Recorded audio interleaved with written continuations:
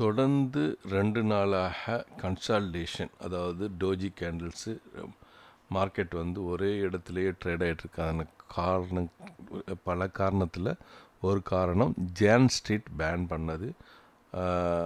FIs வந்து தொடர்ந்து விற்றுட்ருக்காங்க. தொடர்ந்து 2 நாளாக கொஞ்சம் மட்டும் வாங்கியிருக்காங்க. அதாவது நேற்று ஒரு 41 கோடி பை பண்ணியிருக்காங்க. அதுக்கு முந்தின நாள் 321 கோடி பை பண்ணியிருக்காங்க. அதுக்கு முன்னாடி 760 கோடி விற்றுருக்காங்க. 1451 கோடி விற்றுருக்காங்க. 1561 கோடி விற்றுருக்காங்க. 1970 கோடி விற்றுருக்காங்க. 831 கோடி விற்றுருக்காங்க. மொத்தம் ஒரு 5000 கோடிக்கு மேலே இந்த மாதத்தில் மட்டும் விற்றுருக்காங்க. மார்க்கெட் ஃபர்தராக மூவ் அதுக்கான காரணங்கள் இதுவும் ஒரு காரணம். சரியா? சரி, இப்போது ட்ரம்ப்புடைய டாரிஃப் வந்து ஃபைனலைஸ் ஆகிறதுக்காண்டி மார்க்கெட் வெயிட் பண்ணுது அப்படிங்கிறது நம்ம புரிஞ்சுக்கலாம் இந்த கன்சால்டேஷனுக்கு. ஆனால் இப்போ வந்து ஒரு முக்கியமான கட்டத்துக்கு வந்துருச்சு. அதாவது US impose 50% on copper, pharma sector 200% மணி கண்ட்ரோலில் வந்திருக்கு ட்ரம்ப் சொல்கிறதாக. அப்போ பார்மா செக்டர் இன்றைக்கி வந்து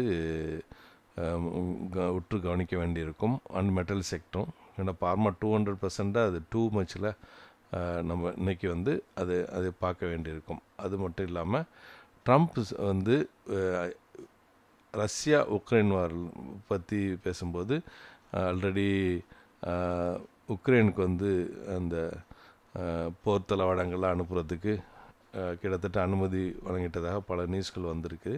இப்போ வந்து லாட் ஆஃப் ஒரு பேட் வேர்டை யூஸ் பண்ணுறாரு. அதாவது Trump says Putin talking lot of ஒரு பேட் வேர்டை யூஸ் பண்ணி hints fresh sanction on Russia, இது மணி கண்ட்ரோலில் நியூஸ் வருது. இது வந்து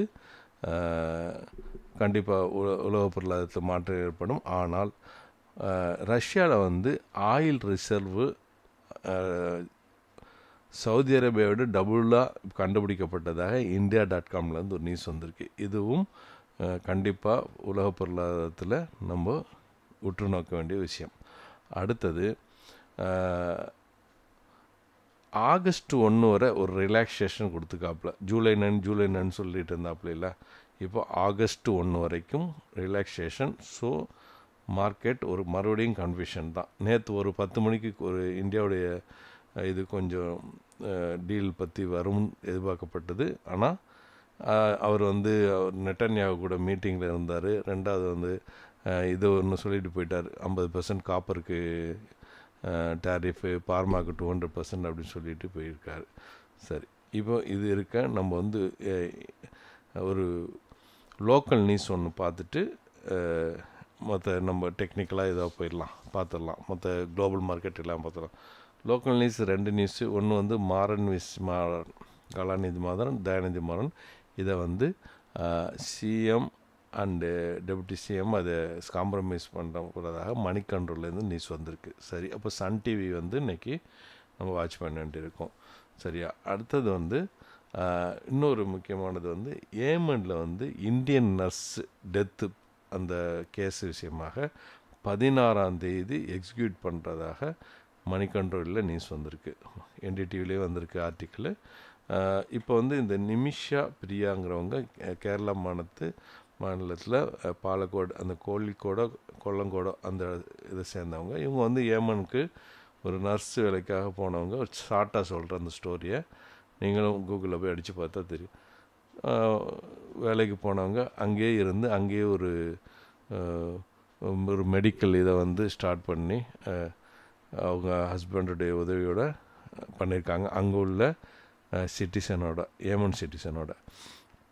இப்படி காலப்போக்கில் வந்து ஏமன்லேருந்து இந்தியாவுக்கு நிறைய பேர் வர சூழ்நிலை ஏற்பட்டிருக்கு. அது பெரிய ஸ்டோரியாக அதில் ஆர்டிக்கல் போட்டிருக்காங்க, படித்து பாருங்கள். இவங்க வராமல் அங்கே இன்வெஸ்ட்மெண்ட் நிறைய பண்ணிட்டாங்க, கடன் வாங்கி.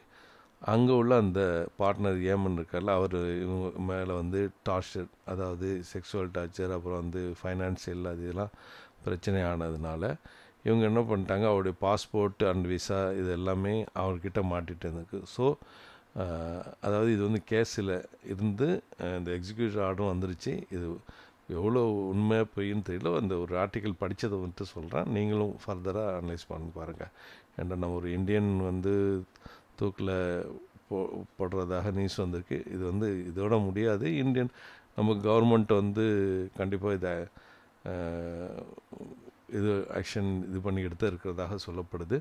சரி, இப்போ வந்து அந்த மாதிரி சூழ்நிலையில் இவங்க வந்து அவங்கள்ட்டேருந்து பாஸ்போர்ட் இதில் எடுக்கிறதுக்காக மயக்கம் மருந்து போட்டதாக அது சொல்கிறாங்க. அது வந்து அதிகமாகிட்டு அவர் இறந்துட்டதாக சொல்லப்படுது. அதுக்கப்புறம் பல கேஸ்கள், பல அப்பீல்கள் எல்லாம் முடிஞ்சு கடைசியாக இப்போ வந்து 15ஆந்தேதி எக்ஸிக்யூட் பண்ணுறதாக வந்திருக்கிறது. இப்போ இதுக்கு வந்து கண்டிப்பாக ஏதோ ஒரு $40,000 கலெக்ட் பண்ணி கூட இடையில போய் காம்ப்ரமைஸ்க்கு அவங்களுடைய அம்மா அவங்க ரிலேஷன்லாம் போனதாகவும் அதுவும் வெற்றிகரமாக ஆகவில்லை. இனிமேல் இந்தியா கவர்மெண்ட்டு தலையிட்டு இல்லை வேறு ஏதாவது டிப்ளமேட்டிக்காக பண்ண போகிறாங்களாங்கிறது வர நாட்களில் தெரிய வரும். இன்னும் டைம் இருக்குது. டைமுண்டா ஷார்ட் டைம் தான். இப்போ வந்து இன்றைக்கி 9-15 நாள், 1 வீக் தான், 1 வீக் கூட இல்லை. சரி, பார்ப்போம். அது தப்பு யார் பக்கம் இருக்குங்கிறது அடுத்த விஷயம். இருந்தாலும் இந்த மாதிரி ஒரு விஷயம் இருக்கிறத நம்ம தெரிஞ்சுக்கிறோம். சரி, மார்க்கெட்டுக்குள்ளே வந்துடலாம். யூஎஸ் விக்ஸ் வந்து 5.5% கூலாக இருக்குது, நல்லா இறங்கி வந்துட்டுருக்கு. ஸோ ஃபியர் இல்லாத தினமே போகுது. டாரிஃப்னால ஃபியர் ஆகுன்னு பார்த்தா விக்ஸ் வந்து குறைஞ்சிக்கிட்டே வருது, ஃபியர் கம்மியாகுதுங்கிறத நம்ம புரிஞ்சுக்கலாம். ஃபியரோ கிரீடோ கம்மியாகுதுன்னு புரிஞ்சுக்கலாம். சரி, யூஎஸ் மார்க்கெட் வந்து இப்போ ஃப்ளாட்டாக தான் ட்ரேட் ஆகுது. To Jones flat, S&P 500 flat, Nasdaq flat. அப்புறம் யூரோப் மார்க்கெட் வந்து இங்கிலாந்து FTSE 0.5% அப்பு, CSE இட்டாலி 0.5% அப்பு, DX ஜெர்மனி 0.5% அப்பு. ஏசியன் மார்க்கெட் ஜப்பான் நிக்கி 0.25% அப்பு, கொரியா கோஸ்பி 0.25% அப்பு. ஒரு ஃப்ளாட்டாகவும் மிக்சடாக தான் இருக்குது. ADR போய் செக் பண்ணும்போது HDFC 3/4% up, ICICI 0.5% up, and after ஹவர்ஸில் 0.25% அப்பு, விப்ரோ 0.25% அப்பு, 3/4% ஆஃப்டர் ஹவர்ஸில் அப்பு. அப்புறம் இன்ஃபோசிஸ் 0.5% அப்பு, ஆஃப்டர் ஹவர்ஸில் 0.25% அப்பு. Reliance DRC 0.5% town. கோல்டை போய் செக் பண்ணும்போது 3306 கொஞ்சம் கொஞ்சமாக குறைஞ்சிட்ருக்கு. ஆனால் 3300ங்கிற இடத்துல தான் கன்சால்டேஷன் நடந்துகிட்ருக்கு. 3500 தான் லைஃப் டைம். அதே மாதிரி பிட்காயினும் 1,09,000 கன்சல்டேஷன் நடக்குது. 1,12,000 தான் நமக்கு வந்து அந்த லைஃப் டைம். அதுக்கு குரூடாயில் 0.5% டவுன் ஆகி 68.11. சரி, வாங்க இப்போ டெக்னிக்கலாக போயிடலாம். புல்லிஷ் ஃப்ளாக் பேட்டர்ன் அதை பிரேக் பண்ணியிருக்கு, கீழே புல் பேக் வந்திருக்கு, அந்த இடத்துல கன்சல்டேஷன் நடக்குது. இப்போது பவுன்ஸ் பேக் ஆக போதா இல்லை மறுபடியும் அந்த ஃப்ளாக் பேட்டர்னுக்குள்ளே வரப்போதாங்கிறது தான் இப்போ பிரச்சனை. டெக்னிக்கலாக நல்லா அப்படி மேலே தான் போகுது. ஆனால் எஃப்ஐஸ் பை பண்ணணும். நம்ம ப்ரோ ட்ரேடர்ஸ், ரீட்டைல் ட்ரேடர்ஸ் எல்லாருமே அது பை மாதிரி டிஎஸ் ஆல்ரெடி பை பண்ணிட்டு தான் இருக்காங்க. எல்லோரும் சப்போர்ட் பண்ணும்போது மார்க்கெட் மேலே போகலாம். ஆனால் வந்து நியூஸ் அதுக்கு ஒத்துழைக்கணும். பார்க்கலாம். சரி, இப்போ என்ன நடக்கலாங்கிறதுக்கு நம்ம வந்துடலாம். குளோபல் மார்க்கெட் யூஎஸ் வந்து ஃப்ளாட்டாக இருக்குது, அதை நம்ம நியூட்ரலாக எடுத்துக்கலாம். யூரோப் மார்க்கெட் வந்து அப்சைடு. 2 மார்க்கெட்டுமே நம்ம பார்த்தோம் அப்சைடு தான். அதாவது இங்கிலாந்து FTSE 0.5% அப்பு, CSE இட்டாலி 0.5% அப்பு, ஜெர்மனி 0.5% அப்பு, அப்சைடு தான் இருக்குது. அப்போ வந்து நம்ம அதை அப்புன்னு எடுத்துக்கலாம். எஃப்ஐஸ் வந்து நியூட்ரல் தான். 40 கோடி எவ்வளோ வாங்கியிருக்காங்க, ரொம்ப கம்மியாக தான் அது வாங்கியிருக்காங்க. எஃப்ஐஸ் 321 கோடி வாங்கியிருக்காங்க. அப்புறம் 760 கோடி விற்றுருக்காங்க. அதிகமாக விற்கவும் இல்லை, அதிகமாக வாங்கவும் இல்லை. அது அப்படியே ஒரு நியூட்ரலாக தான் போயிட்டுருக்கு. அதே மாதிரி டெக்னிக்கலாக நியூட்ரல் தான். ஏன்னா கன்சல்டேஷன் நடந்துகிட்டே இருக்குது, அதை நியூட்ரலாக நம்ம எடுத்துக்கலாம். தாரிஃப் வந்து தாரிஃப் மட்டும் நம்ம டவுன் சைடு தான் இதை நம்ம பார்க்க வேண்டியிருக்கு. ஏன்னா 200% பார்மாக்கு போட்டிருக்காரு, காப்பருக்கு 50% போட்டிருக்காரு.